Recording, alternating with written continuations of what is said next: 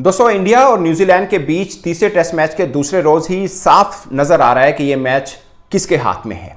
India इस match के बिल्कुल करीब पहुंच चुका है और जीत शायद एक आधे सेशन की दूरी पर है, जो कि कल होगा। नो वन नोज के लंच तक यह मैच खत्म हो जाए या थोड़ा सा ऊपर जाए, बट इस मैच में पूरी तरह से 90% गिरफ्त टीम इंडिया की बन गई है। कल जब आखिरी लम्हात थे मैच में, तो उसमें न्यूजीलैंड ने पलटकर एक तरह से वार किया था। पूरी तरह ग्रिप थी इंडिया की, मगर लगातार 3 विकेट गिरने के बाद न्यूजीलैंड की पोजीशन थोड़ी बेहतर हुई। मगर आज जैसी बैटिंग की, खासकर शुभमन गिल ने और ऋषभ पंत ने, जबरदस्त किस्म की बैटिंग हुई। और शुभमन गिल के हवाले से मैं देख रहा था, उनका इंग्लैंड के खिलाफ 200 है, अभी जो बांग्लादेश के खिलाफ सीरीज खत्म हुई 100 है। तो बाज ऐसे हैं कि अब बड़े बड़े क्रिकेटर्स शामिल हो, जब रोहित शर्मा, विराट कोहली, ऋषभ पंत और बड़े जायसवाल बड़ी अच्छी फॉर्म के 59 की एवरेज उस बंदे की भी है, तो उसके अंदर आप छुप जाते हैं कि यार शुभमन गिल। वैसे छुपने वाला नाम नहीं है, शुभमन गिल भी उनके बड़े स्टार के तौर पर माने जाते हैं, बल्कि मैंने बॉर्डर गावस्कर सीरीज में जो ऑस्ट्रेलियाई क्रिकेटर्स का सुनता हूं, वो शुभमन गिल को बड़ा रेट कर रहे हैं। बट उनकी परफॉर्मेंस बहुत अच्छी है। आप देखिए, मतलब इंग्लैंड के खिलाफ 200 हैं, बांग्लादेश के खिलाफ 100 हैं, और अब यहां पर भी आखिर उन्होंने अच्छी बारी लगाई। अच्छे 100 पूरा नहीं कर पाए, मगर अच्छी फॉर्म के अंदर वो नजर आ रहे हैं। एक दो बार शायद टेस्ट के अंदर उनकी परफॉर्मेंस थोड़ी वो हुई थी, बट जहां पे उनके ऊपर बात होती है वहीं पे आके वो परफॉर्म कर जाते हैं। तो टीम इंडिया ने 263 रन बनाए और अब कुल मिला के न्यूजीलैंड को 143 की एक लीड मिली हुई है, जो मैक्सिमम शायद 150 तक जाएगी अगर कोई बहुत ज़्यादा रजिस्ट करते हैं। आई डोंट नो, अब एक विकेट रहेगी, वो भी बॉलर्स खड़े हैं, अब इंडियन टीम कितने में उनको चुकता देती है। मगर अभी तक जो साफ नज़र आ रहा है वो ये है कि 90% इस मैच में गिरफ्त जो है वो इंडिया की बनी हुई है। अगेन 9 विकेट ले चुके हैं रविंद्र जडेजा, 4 अब ली हैं और 5 पहले ही थी, और कुल मिला के आज 15 विकेट्स गिरी हैं। मतलब 9 इनकी गिरी हैं, 6 इंडिया की गिरी थी। तो स्पिन ट्रैक है, उसके ऊपर स्पिनर्स ऑफ कोर्स उनकी अजारादारी चल रही है। और वो टेस्ट जो हम बनाए फिरते हैं ना कि 5 दिन का टेस्ट मैच, बहुत कम वैसे हो रहा है कि 5 दिन तक जाए। हाँ, कहीं पे बारिश हो जाए, कुछ ऐसा मसला हो जाए। यहाँ पाकिस्तान के अंदर जो पहले टेस्ट मैचेस होते वो 5 दिन चले जाते थे, क्योंकि पाटा विकेटें बनाते हैं हम लोग। खैर, अब हमने भी 5 दिन तक नहीं जाने दिए। स्पिन ट्रैक बने या कहीं पे भी फास्ट ट्रैक हो, स्पिन ट्रैक हो, जब ऐसा ट्रैक बनेगा तो मैच रिजल्ट ओरिएंटेड होगा और 2-3 दिन के अंदर ही साफ हो जाएगा। वो इसलिए कि अब T20 और वाइट बॉल क्रिकेट इतनी, लीग्स क्रिकेट इतनी हो गई है कि बल्लेबाजों का वो टेम्परामेंट ही नहीं रहा है। वो टेस्ट वाला चक्कर है नहीं, कहीं पे भी खेली जाती है, इसी तरह ही क्रिकेट खेली जाती है। न्यूजीलैंड पे भी ऐसे खेल रहे हैं, गर्चे उनकी स्ट्राइक रेट काफ़ी इस बार कम देख रहा हूँ। मैक्सिमम आप देख लीजिए कि जो इनिंग खेली विल जोंग ने 51 की, वो 51 की ही स्ट्राइक रेट के साथ खेली है। अदरवाइज़ किसी और का स्ट्राइक रेट इतना अच्छा है नहीं है। और मिचेल भी लंबी बारी नहीं खेल पाए थे, उनका लग रहा था। डेविड कॉनवॉय, मुझे लगता है कि ये वो वाहिद न्यूजीलैंड के प्लेयर हैं जो इंडियन बॉलर्स को अच्छा खेलते हैं, खासकर बुमराह को अच्छा खेलते हैं, क्योंकि आईपीएल में बहुत लंबा चौड़ा वो खेलते हैं। मगर इस बार वो भी बड़ी बारी नहीं ले पाए हैं। और रविंद्र जडेजा की अच्छी बॉलिंग हुई है, 9 विकेट्स लिए हैं। अगेन अश्विन ने भी 3 विकेट्स लिए हैं, एक आकाशदीप ने भी लिए, सुंदर ने भी इसमें 1 विकेट लिए। सुंदर की बैटिंग काफ़ी खास थी, क्योंकि उनके जो रन है ना वो बड़े काउंट किए हैं। उन्होंने 38 जो रन खेले हैं वो काउंट किए हैं। बाकी पंत ने 60 किए हैं, 90 किए हैं शुभमन गिल ने एग्जैक्टली, मैं नाम थोड़ा सा वो कर रहा था। तो दोस्तों, ये है अब ये जीत इंडिया के लिए मुझे लगता है कि बहुत डिमांडिंग भी थी, बहुत ज़रूरी भी थी। वो इसलिए कि आप क्लीन स्वीप नहीं हार सकते हैं अपने घर में न्यूजीलैंड के हाथों या किसी भी टीम के हाथों, खासकर वो टीम जो इतनी लेगेसी कैरी कर रही है कि 18 सीरीज लगातार जीत के आ रही है। वो टीम जो 12 बरस से अपने घर में सीरीज नहीं हारी थी, वो सीरीज तो खैर हार गई, बट पॉइंट इस कि आप वाइट वॉश होंगे।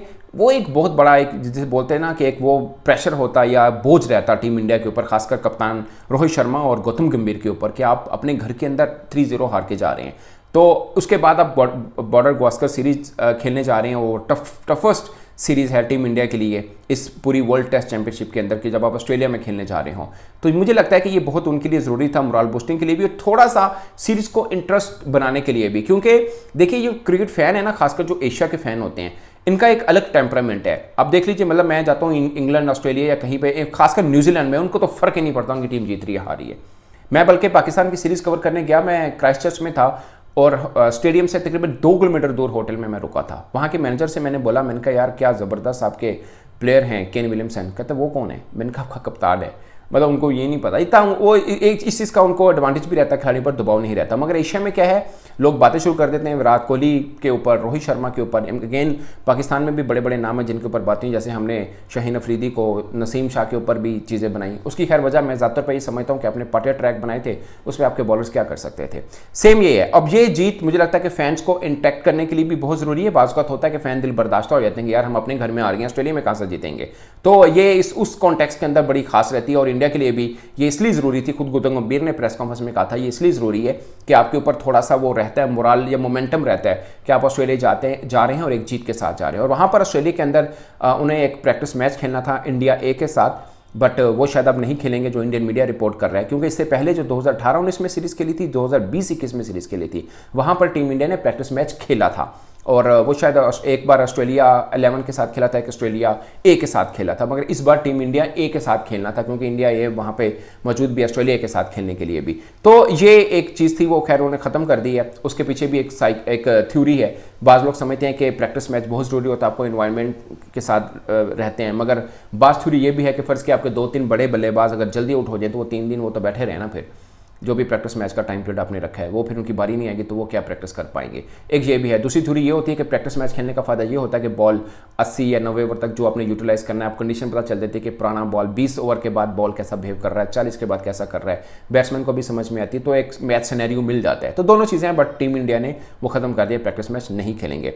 अब मुझे लगता है दोस्तों ये चंद घंटे की अब गेम रहेगी, ये 3, साढ़े 3, 4 घंटे के अंदर कल का दिन खेल शायद रहे। मुझे नहीं लगता कि लंच से ऊपर जाने वाला है, क्योंकि जिस तरह से इंडिया बैटिंग करता है, खासकर रोहित शर्मा जायसवाल जैसे ओपन करते हैं। रोहित शर्मा अगरचे रन नहीं कर रहे हैं, पिछले 9 इनिंग्स के अंदर उनकी 150 है, अगरचे लंबे रन नहीं कर पा रहे हैं, मगर वो फिर भी अपने स्टाइल के साथ खेलते हैं और मुझे लगता है उन्हें वैसा ही खेलना चाहिए, क्योंकि एक प्लेयर है जिसके जो एक तरह से बैटिंग करता है उस तरह से वो सक्सेस ले रहा है, उस तरह से उसको फेलियर भी मिलेगी।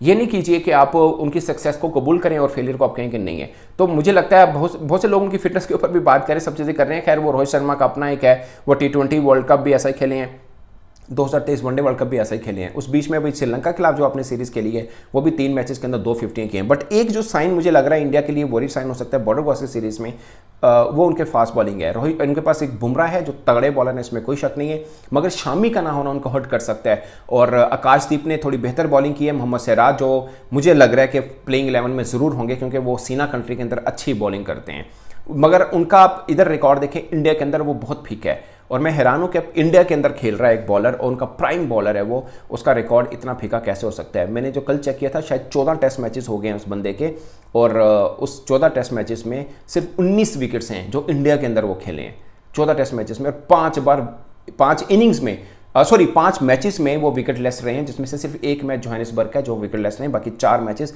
इंडिया के अंदर विकेट लेस हैं उनके। और लगातार पिछले 4 मैचेस में 4 इनिंग ऐसी हैं जो विकेट लेस रहे हैं वो मोहम्मद सिराज, मतलब एक बॉलर हैं। खैर मुझे लगता है कि शायद अब वो थोड़े ओवर रेटेड हैं। वाइट बॉल के अंदर उनकी परफॉर्मेंस ठीक रही है, थोड़े रन उनको वहाँ पर भी होते हैं, जैसे हमारे यहाँ हारिस रऊफ को होते हैं, पेसर हैं मगर रन बहुत होते हैं, विकेट्स तो लेते हैं मगर रन बहुत होते हैं। आई डोंट नो इनकी इकॉनमी मैंने वाइट बॉल में चेक नहीं की, मगर टेस्ट के अंदर तो वो बहुत महंगे पड़ रहे हैं टीम इंडिया के। वो टीम इंडिया जिनके पास हर खिलाड़ी के पीछे 3-3 खिलाड़ी खड़े हैं, ऐसे में एक बॉलर वो खिला रहे हैं और बार बार खिला रहे हैं, और ये शायद उनकी खूबी भी है। कोई प्लेयर परफॉर्म करता है या नहीं करता, अच्छी तरह से निचोड़ के इस डिसीजन पे वो पहुंचते हैं। ये BCCI की खूबी है, वो ऐसा नहीं करते कि 2-4 मैचेस में परफॉर्म नहीं किया और फेंक दो, निकाल दो, ऐसा चक्कर नहीं है। पूरी तरह से खंगाल के देखते हैं। ये ऑस्ट्रेलिया का स्टाइल होता था, अपने प्लेयर्स को पूरी तरह से निचोड़ लेना, अगर फील हुआ कि नहीं इस कैटेगरी का नहीं है फिर दोबारा उसको लेते भी नहीं। ये नहीं होगा पाकिस्तान की तरह 2 PSL के 2 मैचेस के अंदर परफॉर्म किया फिर दोबारा वापस आ गया, फिर वापसी थोड़ी मुश्किल रहती है। तो मुझे लगता है कि सिराज के लिए बॉर्डर गावस्कर सीरीज़ बहुत इंपॉर्टेंट होगी, क्योंकि उनको सूट भी करती है वो कंडीशंस, और वैसे भी फास्ट बॉलर के तौर पे आपको ऑस्ट्रेलिया ही अगर सूट नहीं करता तो फिर आपको कौन सा देश सूट करेगा।